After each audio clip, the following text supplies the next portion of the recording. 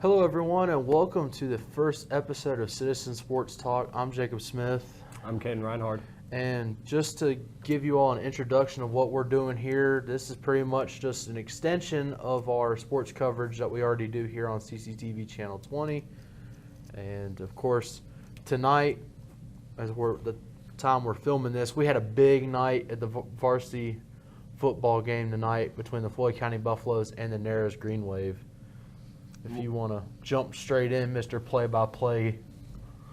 Yeah, it was a great week one contest. Kicking off year two for head coach Tim Cromer with the black and gold.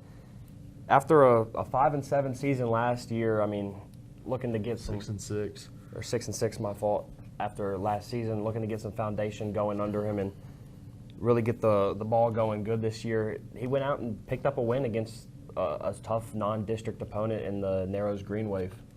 Yeah, I think something that was important about this game was the fact that it was an opponent that we hadn't seen before for the Buffaloes. Like, I don't know the last time if we ever have played Narrows, especially opening week. It's always been Christiansburg week one ever since I've been in high school and playing. So definitely to see a new opponent and the Buffaloes to be able to come back and have that success in the second half, scoring 16 unanswered, was pretty big for a week one victory.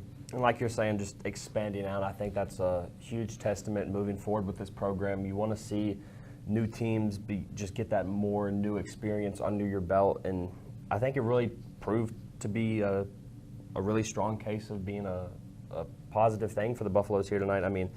We can run down the game if you'd like, starting early. I think for both teams, the early season first game jitters were there. We've seen Narrows have a little bit of tough time getting their snaps right to start the game.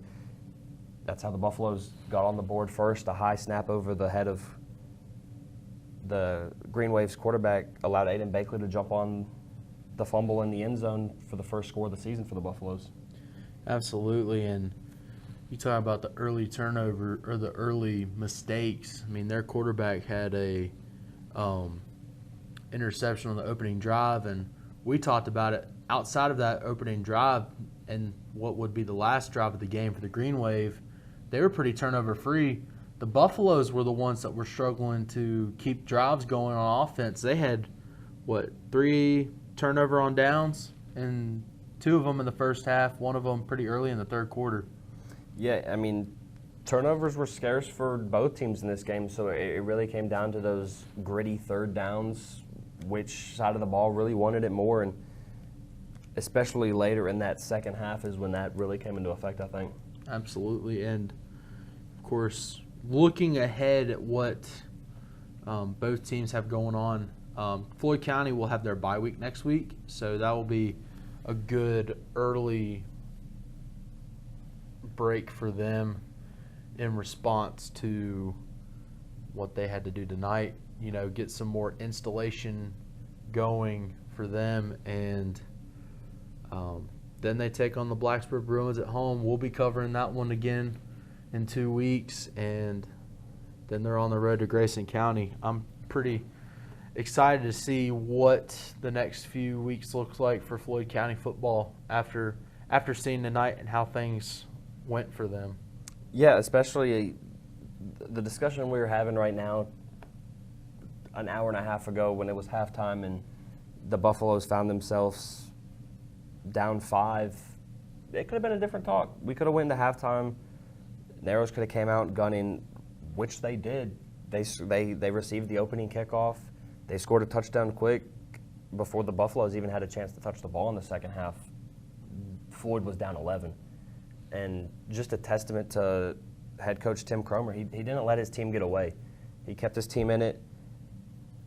They entered the fourth quarter down 11 still, and they found a way to come through with this victory. Yeah, absolutely, and, you see it at all levels, like in the NFL. A big stat that's kept by quarterbacks and head coaches is their fourth quarter comebacks, their, winning percentage, and the game-winning drives. That's a big aspect of the responsibility as a starting quarterback and the head coach of a team or program. So being able to take care of everything, I think Sam Phillips, really the entire offense played really well. It was nice to see the Buffaloes play. We saw a lot of turnover-heavy games last year, and I think that we had a turnover-free game tonight. So that was something we hadn't seen from the Buffaloes at all really last year. So them being able to play a clean game of football was pretty nice to watch. And there was definitely a few questions in this game too. The biggest we pointed out very early on was Sam Phillips no longer had his two main power backs from last season not returning, Luke Schumann and Joe March. Stepping into that role was John Hayek tonight, which we were a little hesitant on how he would fill in that role alongside, the slot running backs, Max Harris and Jack Leroy. But I think they did a great job, all four of them, including Sam Phillips at the quarterback role, rushing the ball down the field. And towards the end, that's when it really became evident how deep and depthly this offense is for the Buffaloes, because it seemed Narrows, that three-headed dragon we've seen with their offense, slowed down in the third and fourth quarter. But Max Harris with, 2.5 minutes left in the game, busted on a 50-yard run to pretty much solidify this game. Yeah, I think that was pretty nice to watch. Definitely seeing bits and pieces of this offense that had potential last year. I know Max Harris had a couple big games last year. I think with the way the offense was run towards the end of the year, we didn't really get to see how it was run like this tonight. How they ran it tonight was more like how they ran it at the beginning of the year last year.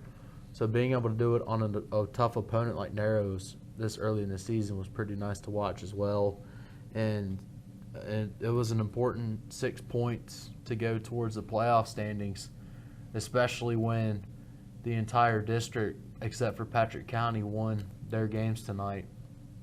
If we want to transition to look at some of the scores there, Martinsville, their first game in the Three Rivers District, they beat Patrick County 47-14. So that'll be 6 points towards Martinsville's postseason standing. Patrick County will get 0. Glenver beat the brakes off of Galax 70-0. That's another 6 points for the Highlanders. Radford beat George Wythe 31-20. Again, another 6 points for Radford. And then James River beat Auburn 42-14. Is that correct? So looking at the district and the region outside of Floyd County, only 3 teams in the region, to my knowledge, have lost their Week 1 matchups. Those being Patrick County, Appomattox County, and Gretna. Appomattox lost a close one to Brookville. Gretna lost 43-0 against Jefferson Forest, and then Patrick County lost to the new member of the Three Rivers District in the Martinsville Bulldogs. Yeah, I mean, all around, that's the only loss in the Buffaloes district so far is to a district opponent. So, I mean, take that with a grain of salt, being the Patrick County loss. It's going to look to be a tough division, as it usually does, or a district, excuse me. And we'll just have to see, once the Buffaloes start their district play, how they really line up against the Three Rivers District. Yeah, I think, like you said, we got to let the games play themselves out, if you will. So I'm excited to see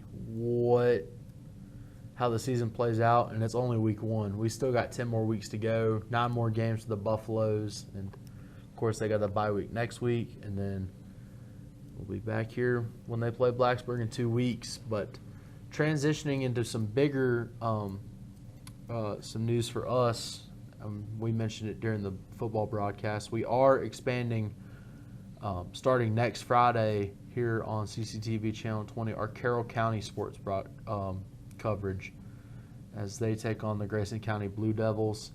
So I'm excited to see what Carroll County can do next week. They beat Christiansburg, which has been a pretty solid. Solid's an understatement. Now that the words came out of my mouth, but they've been a great program the last 10 years or so, ever since Alex Wilkins, and even when Coach Cromer was over in Christiansburg, they've done wonders over there. So for Carroll County, with head coach Seth Greer being able to do what they just did tonight, I'm sure Christiansburg was the favorite to many people, and to kind of go to Christiansburg week 1 and pull away with a victory, it's definitely got to build some confidence for that team. Definitely. I mean, it's going to be an exciting new chapter for us covering Carroll County sports or Carroll County football, and it seems like that they have a great program behind them, just as we do with a new head coach getting a new system going under their name, just as Greer and both Cromer look to do now. Absolutely. And I don't really know what else to talk about with football. If there's anything you would like to add, I think we've pretty much went over everything with the region that we can.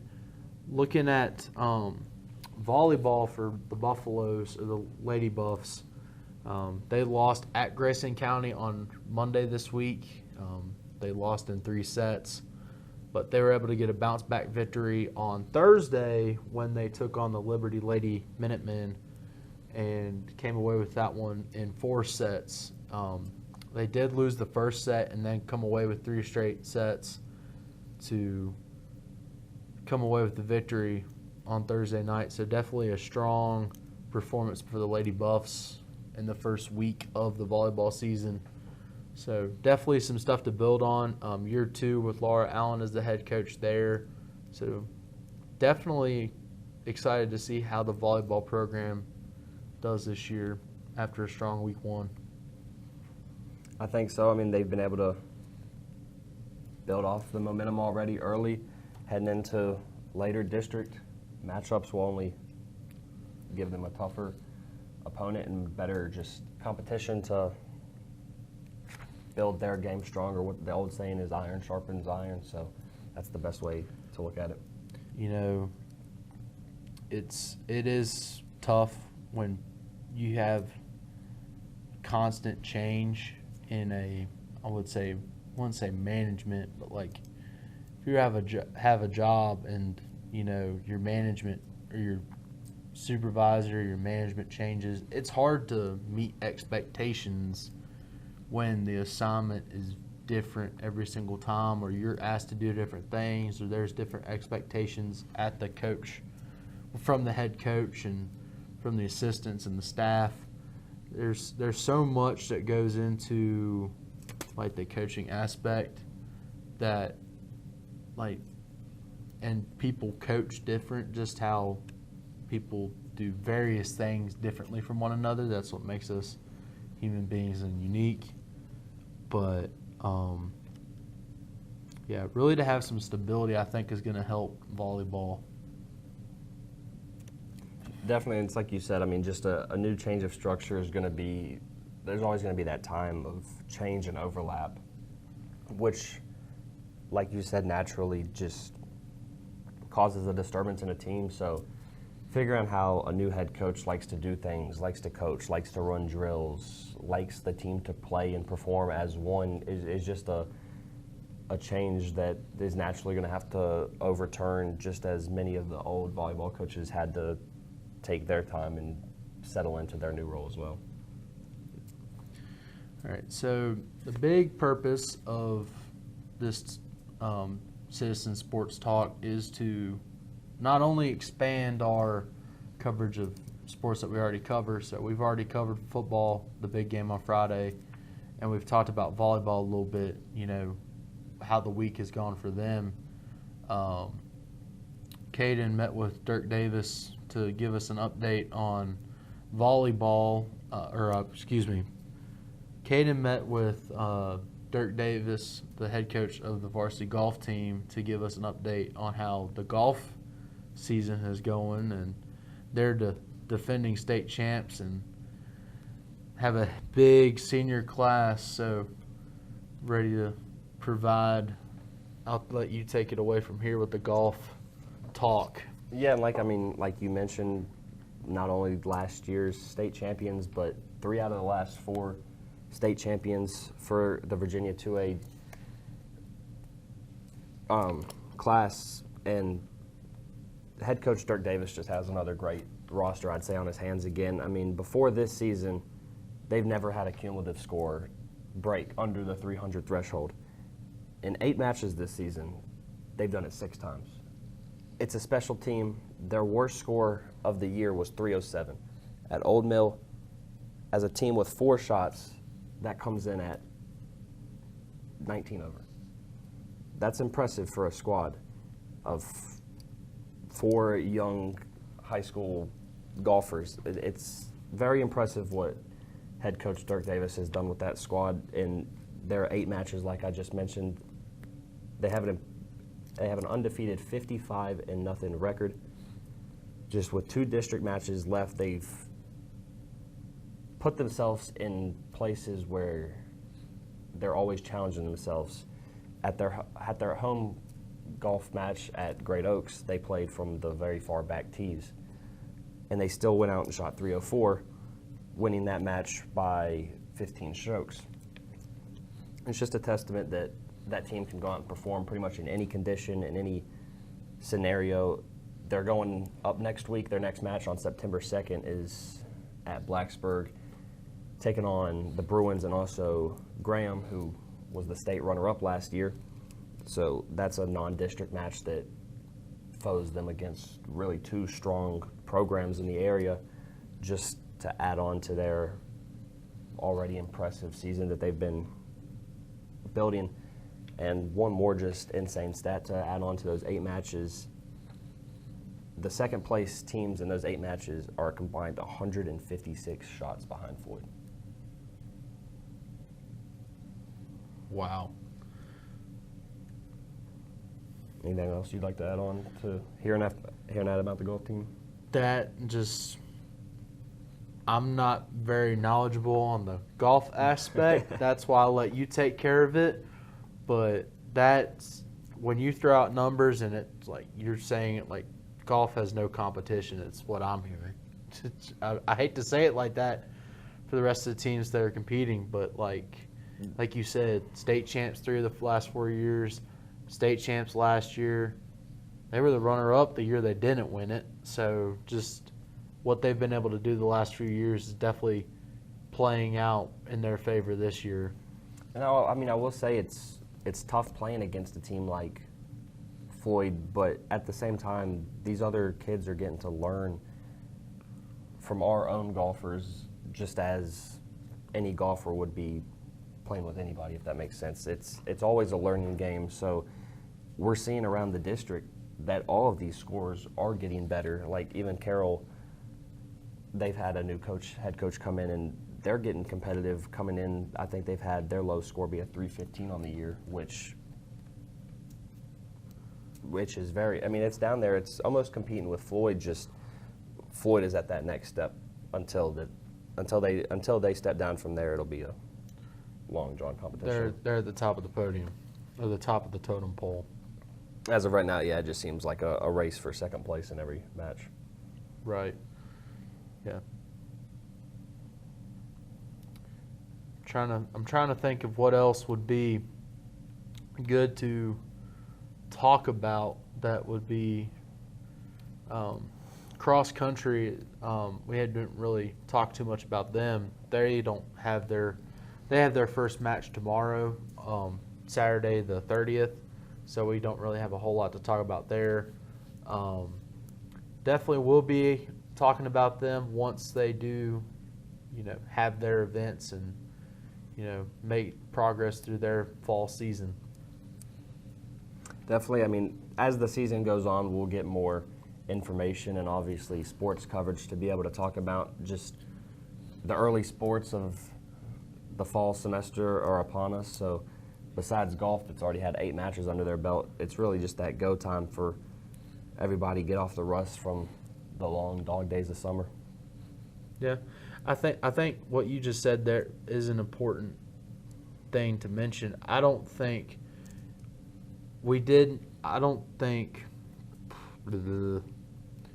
I think to bounce off of what you said, man,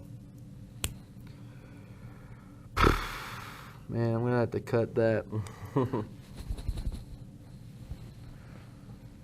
I think going off of what you were talking about, like it just being early in the fall, it may not sound like we have a lot to talk about, but not a lot's happened yet. I mean, the biggest event just happened an hour and a half ago as the time we're filming this. So, definitely once we get a few more weeks into the football season, we got a few more things to talk about. There's more cumulative knowledge about the teams, about how they're doing. And like you said, golf is really the only sport that we've had so far. Cross country hasn't started yet, so we're going. We talked a little bit about football this week, and we won't have to worry about talking about them next week with the bye. But really trying to highlight everything. I think we've highlighted about everything that we can, given what little has happened. Well, next week we would have some extra coverage on Carroll County and what their football team offers for the 2025 season, as we'll get a first-hand look at their matchup against Grayson County next week. Yep, I'm excited to, obviously it's been great covering all these Floyd games, but to be able to say, hey, we're going somewhere else, there's more people, not trying to toot our own horns here, Caden, but, being able to, have more people hear our voices and, recognize, hey, these are the guys from Citizens, this is, just helping, this is providing what we can to the Floyd community and extending it to the Carroll community. So definitely excited to see how that plays out next week. Definitely for the first time. As you just said there, first time for next week. It was a first time for here, and it's all a learning experience for all of us. But we're taking it one step at a time. And I was going to say, definitely do not expect this same setup. I think we're going to try to add more stuff as we improve our understanding of what's going on, our understanding of, and just we're new, so take the struggle bus with a grain of salt, if you will. I don't know how else to word that. It's like everything that there's always at every mountaintop there's always a plateau or a summit, like at the bottom of the mountain. So that's just what this is right now, and hopefully it can become something greater. And I think it's pretty much all we have to talk about tonight. I think we'll definitely have more to talk about next week. Carroll County, our first game, broadcasting a Carroll County game. So excited to have that going for us, and we'll be back next Friday at Carroll, and we'll be back next week to talk more of our local high school sports here on CCT or Citizens Sports Talk.